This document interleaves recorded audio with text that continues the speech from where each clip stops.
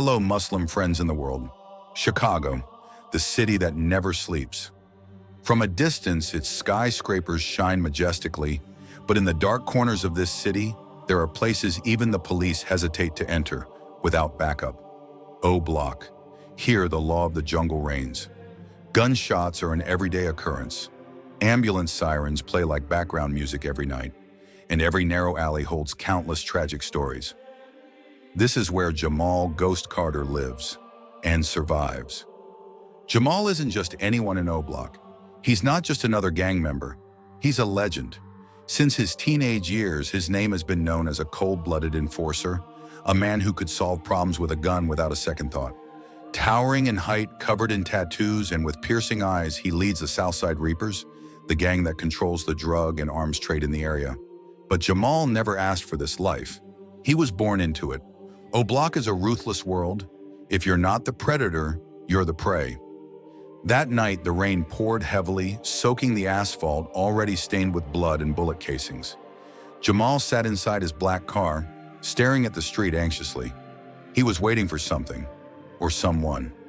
"Yo, Ghost, we doing this or not?" Dre, his right-hand man, spoke from the back seat. Jamal took a deep breath. Their target tonight was a drug dealer from a rival gang, the Westside Bloods. If they didn't strike first, that man would take them out instead. But before Jamal could respond, gunfire suddenly erupted from the alley across the street. Everyone in the car ducked instantly. "Shit, that's them!" Dre yelled. Jamal grabbed his gun and rushed out, sprinting toward the source of the gunfire. But as he turned the corner into the narrow alley, his eyes widened in horror. Lying there was a young boy, Malik Carter, his little brother. A bullet had struck his chest. Blood flowed heavily onto the asphalt. "No! No, no, no! Malik!" Jamal ran and dropped to his knees, lifting his brother's head onto his lap.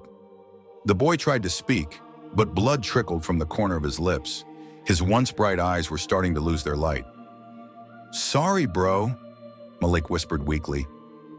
Then, silence. Jamal's world collapsed in an instant. His hands trembled as he held Malik's lifeless body, his vision blurred with rage and sorrow. Gunfire still rang in the distance, but he didn't care. One thought burned in his mind: he would avenge this. That night, Oblock became a war zone. The Southside Reapers retaliated against their rivals with brutal force. Blood was spilled, bodies dropped, but none of it could bring Malik back. Jamal sat alone in his dark room after it was all over. His hands were still covered in blood. He stared into the mirror, seeing his own reflection, a man who had lost everything. For the first time in his life, he felt empty. Revenge didn't bring Malik back.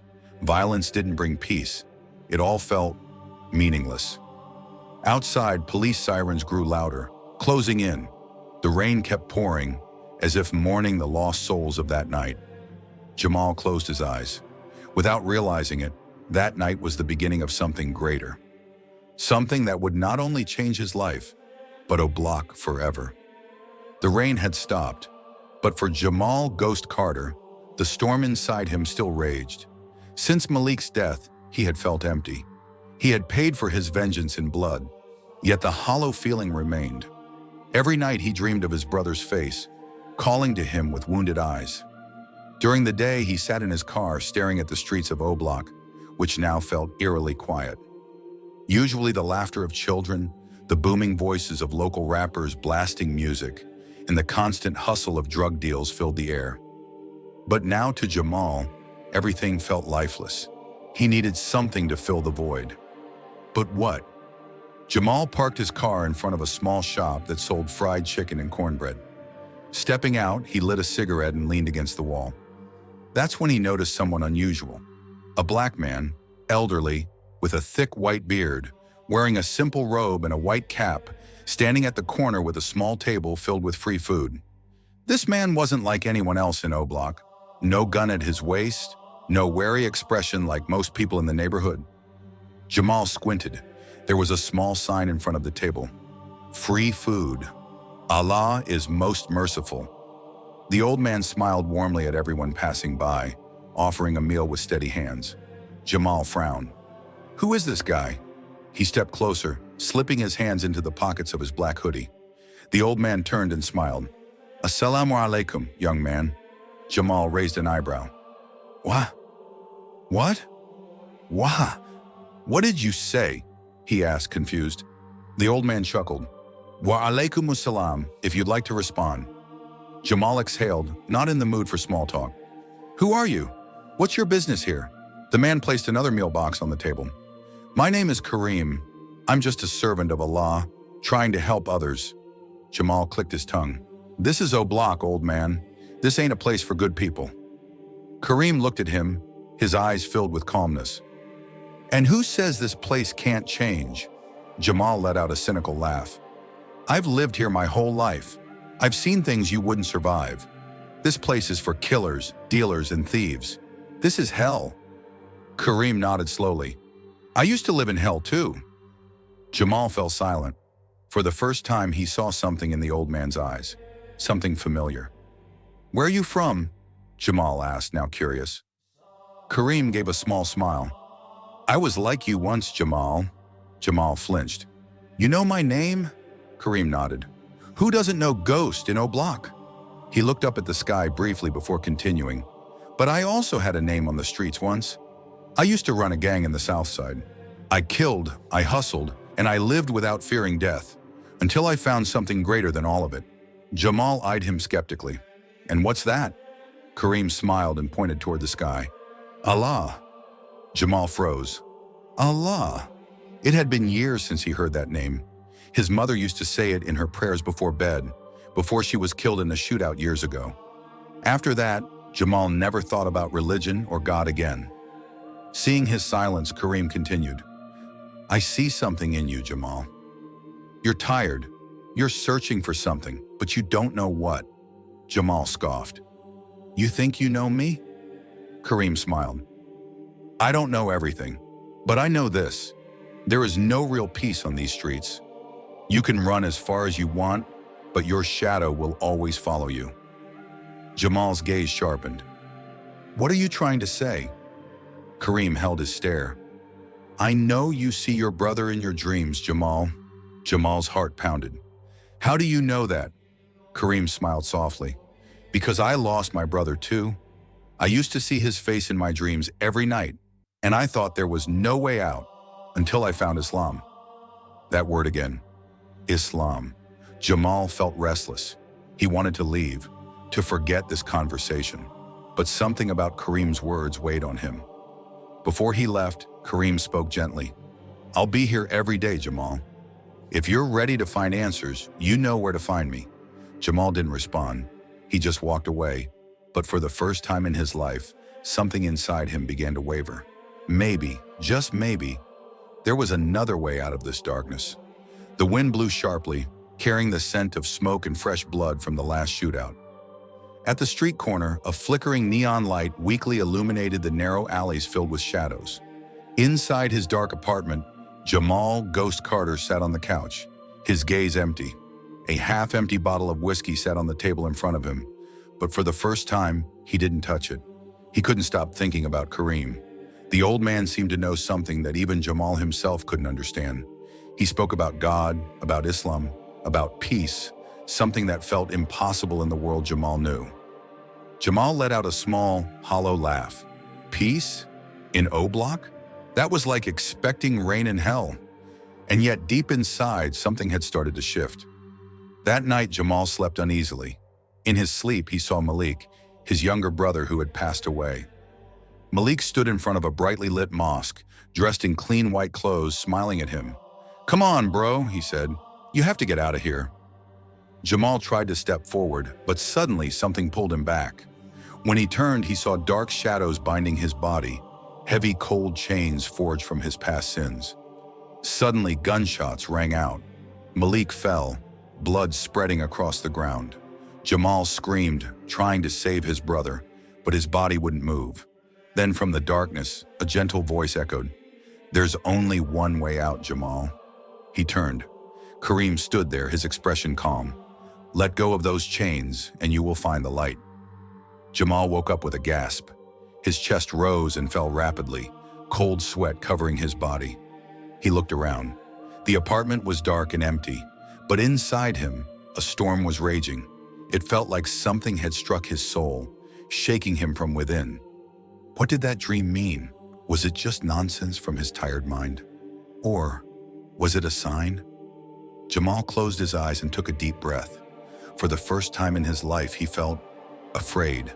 Afraid of the reality that all this time, he had never truly lived. Afraid that maybe, just maybe, there was something greater than himself. 2 hours later, Jamal sat in his car, staring at the small building on the street corner, dimly lit by the streetlights. The mosque. It used to be an empty store, but now, ever since Kareem and some former gangsters turned Muslims had built it, it had become a small center for the Muslim community in Oblock. Jamal exhaled.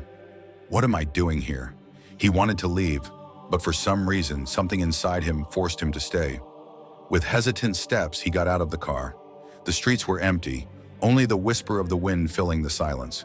Jamal pushed open the mosque's door, his heart pounding. Inside, the mosque was simple. No grand decorations, just a clean carpet, a few shelves filled with Qurans, and dim lighting.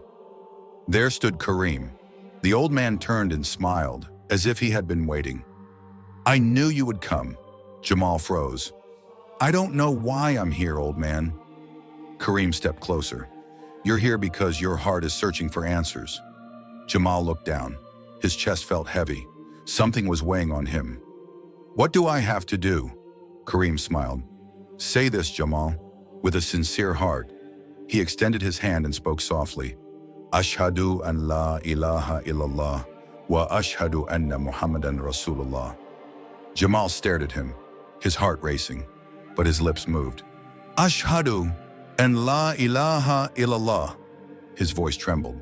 Wa ashhadu anna Muhammadan Rasulullah. The moment those words left his lips, Jamal felt something release from within him, something heavy, something that had chained him for so long. His chest felt lighter, his heart pounded, but not from fear, rather from a peace he had never felt before. Kareem placed a hand on his shoulder. Welcome to the light, my brother. And that night, Jamal Ghost Carter died. In his place, Jamal bin Malik, a Muslim, was born. It might not have been visible from the outside, but for those living within it, something big was happening.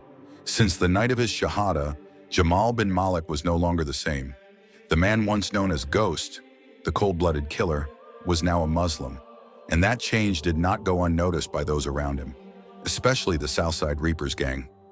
That afternoon, Jamal walked through the block dressed differently than usual. No gold chains, no gun at his waist, no menacing expression. In the past, whenever he passed by, people would step aside in fear, but today they stared at him in confusion. At the street corner, Dre, his longtime right-hand man, was smoking, sitting on the hood of a car. When he saw Jamal, he frowned. Yo, Ghost! Where you been, bro? Jamal stopped, looking at Dre calmly. Don't call me Ghost anymore, Dre chuckled. Bro, what's up with you? You get hit in the head or something? Jamal gave a faint smile. I'm out, Dre. Dre's laughter faded. Out? Out of what? Out of all this. Out of the gang. Out of the violence. Out of this endless cycle. I became a Muslim. Silence hung between them. Dre stared at Jamal like he had lost his mind. You serious? Islam? Jamal nodded. Dre shook his head and scoffed. Bro, this is Oblock. We don't do that here. We were born to fight in these streets. You forget who we are? Jamal met Dre's gaze. That's exactly it, Dre. I'm tired. How many of our homies have died? How much blood have we spilled? You really think this is going to end well for us? Dre was silent. For the first time, he had no answer. Jamal didn't just leave the gang. He started doing something no one in Oblock had ever considered. He began inviting people to the mosque. At first, only a few came. Young men who were curious. They saw the change in Jamal and wanted to know what had really happened. Then Kareem began to speak. He told his story about his past life of violence, about loss, and how Islam had saved him from destruction. And slowly, one by one, they began to listen. They began to ask questions. They began to feel that maybe, just maybe, there was another way. One night after the Isha prayer, Jamal was sitting on the mosque's porch when Dre approached him. Dre's eyes were filled with confusion. "Bro, I don't know why, but I can't stop thinking about what you said." Jamal smiled. "What's on your mind, Dre?" Dre let out a deep sigh. "I'm tired, bro. Tired of waiting for my turn to die. Tired of watching our homies fall one by one. You think, if I follow you, God would still accept me?" Jamal placed a hand on his shoulder. "Allah always accepts anyone who turns back to him, Dre." That night, Dre took his shahada. 2 days later, 3 more followed. A week after that, 10 more. And before anyone realized it, dozens of gangsters in Oblock began embracing Islam. Those who once fought each other now sat side by side in the mosque. Those who once held guns now held the Quran. Oblock started to change, not because of the police, not because of the government, but because of the guidance sent down by Allah. The change in Oblock could no longer be denied. Once, this neighborhood was known as a death trap, a place where gunshots rang out more often than the call to prayer, where young men didn't expect to live past 25. But now something extraordinary had happened. Dozens of former gangsters who once lived with guns in their hands now came to the mosque to bow in prayer. Those who once sold drugs on the street corners now handed out free meals to the community. And it all started with a man once known as Ghost, who now only wished to be known as Jamal bin Malik, a Muslim. That morning, Jamal stood in front of the mosque with Kareem and Dre, watching a group of young men who had just finished the Fajr prayer. Dozens of strong, tattooed men, faces once hardened by anger, now looked peaceful. Dre glanced at Jamal and chuckled. "I never thought we'd make it here, bro." Jamal smiled. "Me neither, Dre. But this ain't our doing. This is Allah's work." Kareem nodded. "You know, what's happening here isn't just a change, it's a revolution." And it was true. All over Chicago, the news began to spread. Gangsters in Oblock are converting to Islam. The media started asking questions. The police were confused about why crime rates in the area had dropped so drastically. Pastors and other religious leaders began to wonder how Islam could transform people who were once considered beyond saving. Even outside Chicago, black Muslims from different cities began traveling to Oblock. They wanted to witness the miracle unfolding before their eyes. But of course, not everyone wanted to see Oblock change.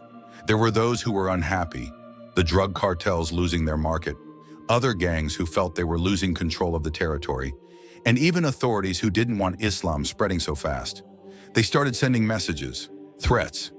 That night, someone left a note on the mosque door. "Get out of Oblock or die." Jamal read the message with a blank expression. Dre clenched his fists. "We gotta hit back, bro." Kareem shook his head. "Number violence isn't the way. We can't go back to our old ways." Jamal let out a deep sigh. "We stay. If they want to drive us out, they'll have to go through Allah first." Dre stared at Jamal for a long moment before finally nodding. "All right, but if they start something," Jamal smirked, "we leave everything to Allah." And from that night on, a new battle began. Not a battle of weapons, but a battle between light and darkness. Oblock stands on the brink of war. Not a gang war like before, but a war between two ways of life, the old path of violence and the new path of light. On one side, Jamal bin Malik and his brothers, who have embraced Islam, fight to protect the change that has begun. On the other, rival gangs, drug cartels, and even some corrupt officers feel threatened by the rise of Islam in Oblock. And tonight, everything will reach its climax. That night, after the Isha prayer, Jamal and Dre were sitting inside the mosque when a young boy ran in, breathless. "Brother Jamal! Brother Dre! They're coming!" Jamal immediately stood up. "Who?" The boy looked terrified. "The blood vultures! They said they're going to burn down the mosque." Dre clenched his fists. "Damn it! I knew they wouldn't just sit back and watch." Jamal took a deep breath. He knew this moment would come. Kareem approached and placed a hand on Jamal's shoulder. "Remember, my son, do not let the devil pull you back into darkness. We do not stand our ground with violence, but with faith." Jamal nodded, but deep inside, he knew that tonight they would be tested. An hour later, dozens of armed men had gathered outside the mosque. They were members of the Blood Vultures, one of the most brutal gangs in Southside Chicago. Alongside them were drug cartel members who had lost business as more and more gangsters abandoned the streets. In their hands were bottles filled with gasoline. They wanted to burn the mosque. Inside, Jamal and his brothers stood calmly, looking out at the crowd. Dre held his phone. "I can call our people right now, bro. We can take them out before they make a move." Jamal looked at Dre and shook his head. "We won't go back to the old ways, Dre. We won't spill the blood of our own brothers." Dre stared at him in disbelief. "But bro, they won't hesitate to kill us." Jamal gave a faint smile. "We'll show them that we are not the same people anymore." Jamal stepped out of the mosque, facing the armed men.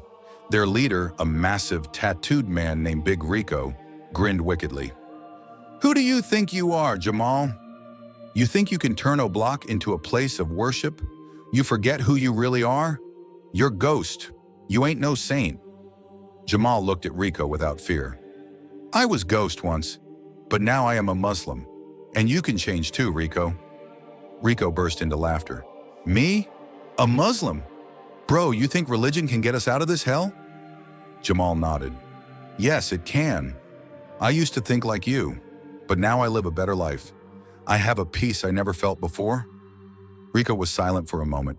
There was doubt in his eyes, as if something inside him wanted change, but was too afraid to accept it.